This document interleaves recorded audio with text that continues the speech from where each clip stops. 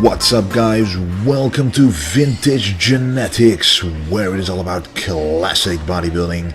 And yes, you read it right, I started doing deadlifts again. But before you say anything, these deadlifts aren't the conventional deadlifts. No, they are not. They are a little higher, and for some of you, you know why that is, because I used to have a lower back injury or a sensitivity in the lower back, literally the spine and the nerves, whenever I did heavy deadlifts. So now that I'm getting back into them, I'm starting out a little higher to save my lower back. And I'm pretty tall, and for me it is pretty tough to get the form down when I literally have to lift the bar off the ground to keep my back straight. It's difficult for me to do that, so with this height it's only a couple of inches off the ground, but that's plenty enough for me to perfect my form. And once I get this under control, I might try a little lower. But I have to say, the feeling I get with this deadlift is quite amazing. I haven't done it for a very long time, for at least 3 years. So now that I've been doing them again, I was actually surprised by how much weight I was able to pull. And if you look closely, you can see that I'm not dropping the bar completely straight, which saps your strength if you're known to be deadlifting. When you're deadlifting, you really want the bar to drop down straight, because if it doesn't, it'll sap your strength right at the bottom. So I have to practice on that. But this is my last set, 210 kilos. For me, that is pretty heavy, but it still went pretty smoothly for 10 reps. So next time I'm gonna go 20 kilos heavier. And that's probably about 500 pounds, a little bit higher. So yeah, I really want to try that. And when I get very strong at this height, I will try it from the bottom. But I really have to be careful with the lower back. But since my lower back, you know, the erector muscles around the spine, they simply need to be bigger, they need to be stronger to really stand up against those guys in the competition, because I will be doing a super heavyweight competition in about 6 to 7 weeks. So I really need to have every single weak point gone, and the deadlifts are great for building a lower back, so I'm back incorporating them into the workout.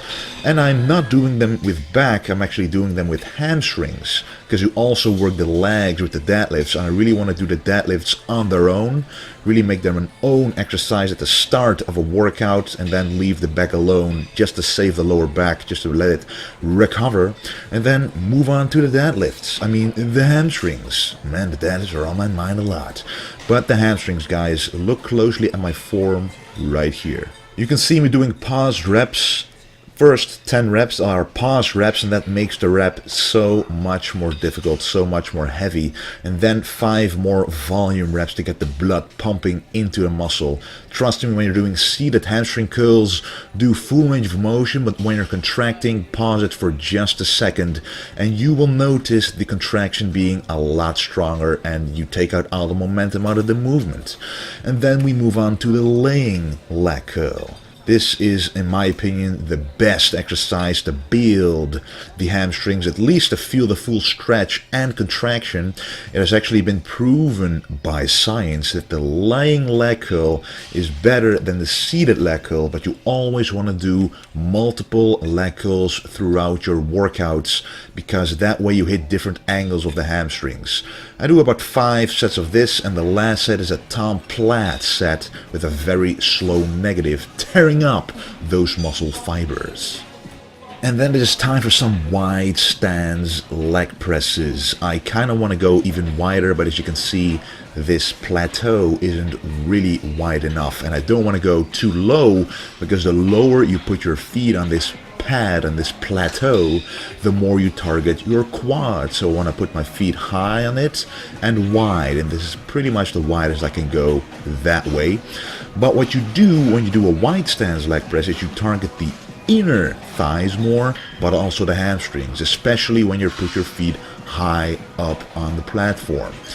That way you will actually enhance the workout even further after the regular leg curls targeting the hamstrings even more, because you will feel those hamstrings being worked, being pumped when you're doing those leg curls, and now that feeling is still inside the hamstrings. And when you're doing these leg presses, normally it is difficult to identify individual muscles, but this time, trust me, you feel that hamstring burn. And when you feel that feeling, you know that you're doing the right thing. Sometimes it is difficult during squats, during heavy compound movements, to really feel the muscle working that you want to work. But if you pre-exhaust it or simply do an exercise that works that muscle directly via isolation movements, you will feel it more in the compound exercises. And in my opinion, that is definitely a benefit. So I go down about 90 degrees and then explode on my way up, go down a little slower than I go up, because the negative destroys more muscle fibers than the positive part of the motion, and you want to destroy as much as possible, so your body is forced to build it back up even stronger.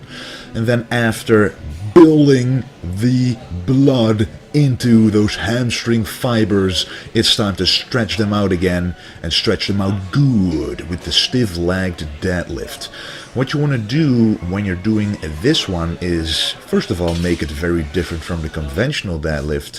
What you want to do is keep your legs stiff like this, maybe a little bit bent, depends on how you feel your hamstrings the best, and then not focus on your lower back, but focus on your hips, about pushing your hips backwards and pushing your hip forwards as you're going up.